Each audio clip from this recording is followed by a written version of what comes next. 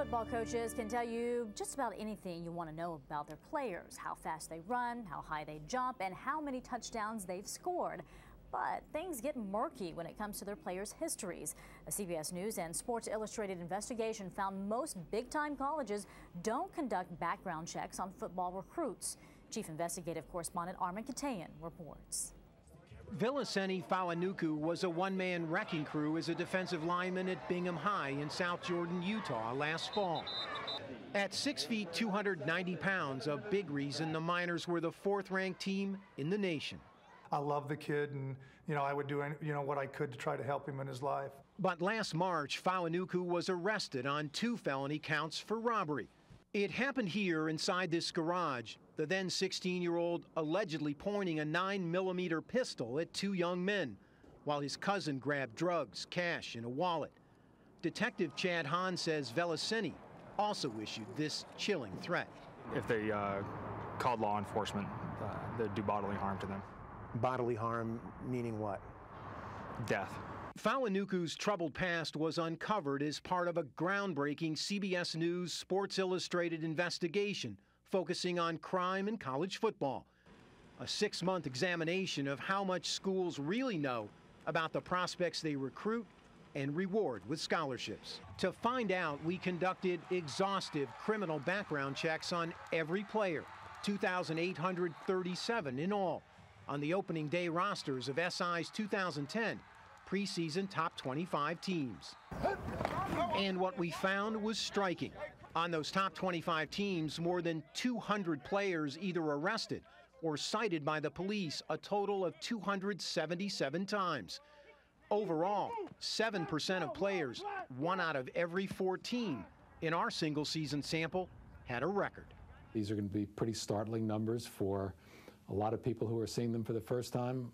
In fact, nearly 40% of what we found were serious crimes, 56 for so-called violent crimes, including 25 for assault and battery, 41 arrested or cited for property crimes, more than 100 drug and alcohol-related offenses, including 27 DUIs.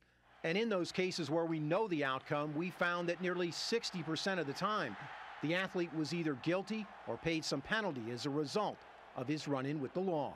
According to our data, the University of Pittsburgh had the most players with police records, 22, which a school spokesman said in a statement was unacceptable, followed by Iowa, Arkansas, Boise State, and Penn State. Among the major conferences, the Big Ten led our sample with 50 players. The ACC was next with 39. Then came the SEC, the Big East, the Pac-10, and the Big 12. We found that in many cases, even the coaches don't know the full extent of players' criminal history. At the annual football coaches convention, we asked several top college coaches how deep they dig into the background of the players they recruit. Most answered along the same lines as Jim Tressel, head coach of Big Ten power, Ohio State. We don't really go into anything outside of the school system.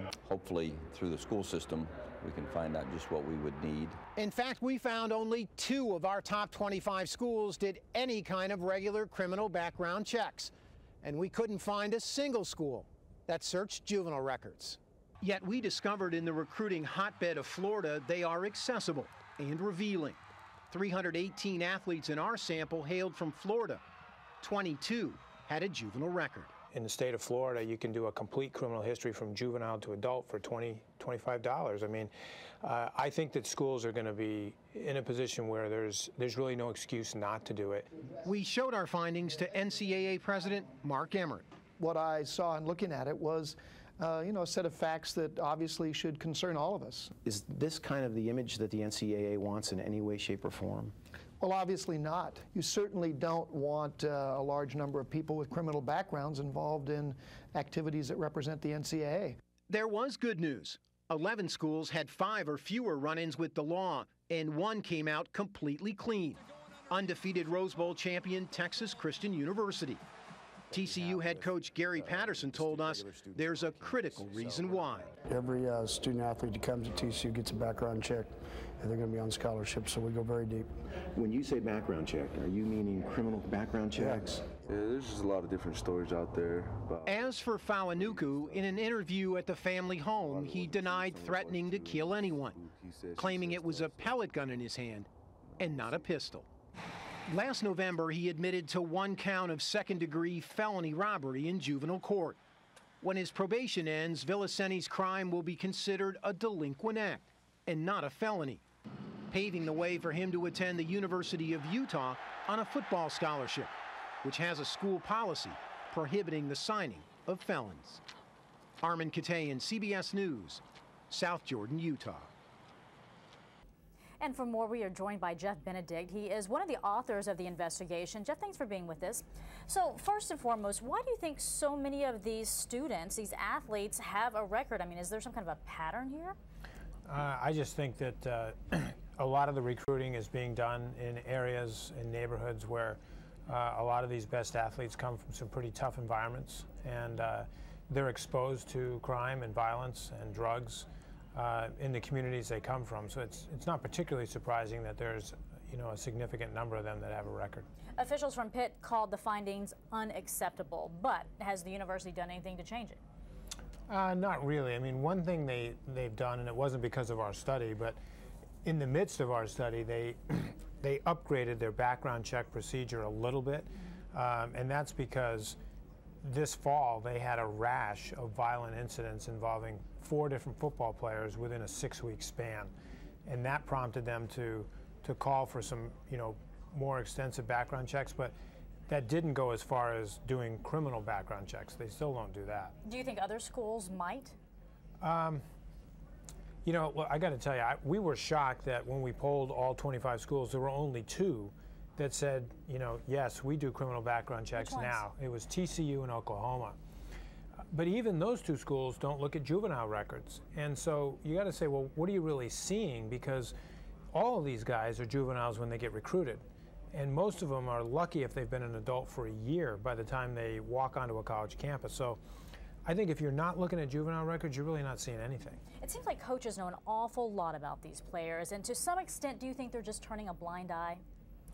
There's certainly some of that. I mean, and we even had coaches who told us, we really don't want to know that, and there can possibly be a recruiting disadvantage if you're out there plugging away, trying to drill down into a kid's background. That might be a motive for him to go to a different school. But I think when you see something like this, there's 2 things. First of all, you have TCU, which finished the season undefeated.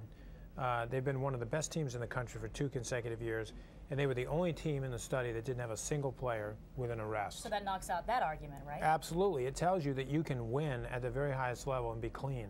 And Stanford won the Rose Bowl this year, and they were probably in the top 5 at the end of the season, and they only had 1 player with an arrest, and it was a very minor offense that was dismissed.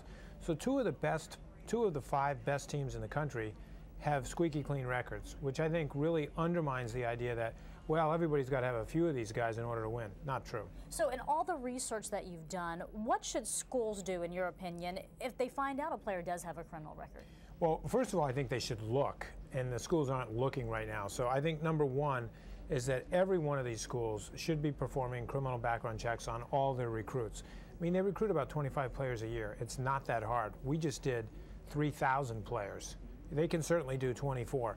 I think secondly, if they find a criminal history, the screening process should then expand beyond the coach. And it should then involve a second set of eyes that's from the administration, someone who's removed from the athletic department and can be more objective about it. And the reason I think that's such an important change is because if you bring a player to campus who's been arrested and he commits a crime on campus, say he assaults a woman or beats up a guy, if that student then turns around and sues the university, the athletic department's not on the hook, the school is, which is why I think the schools have a vested interest in knowing who these football coaches are bringing to campus. Okay, but what about the argument of providing people, these students, with, say, a second chance? Maybe it was a mistake. Maybe it wasn't that hard of a crime.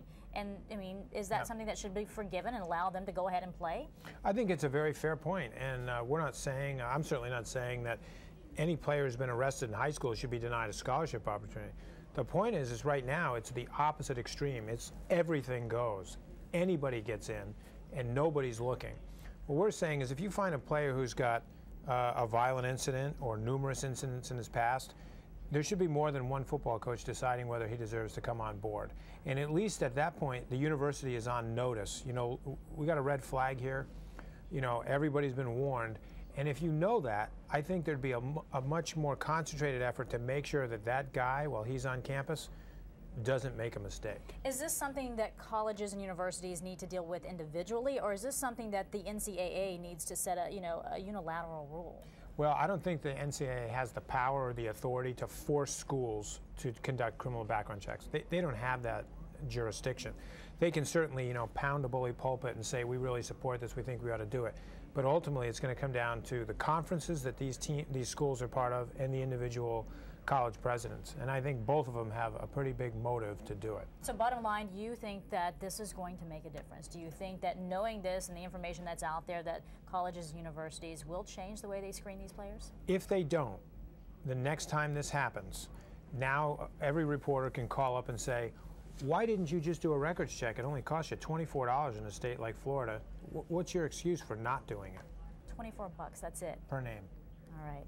Jeff Benedict from Sports Illustrated, thanks so much. We do appreciate this insight and what a fascinating report. Thank you.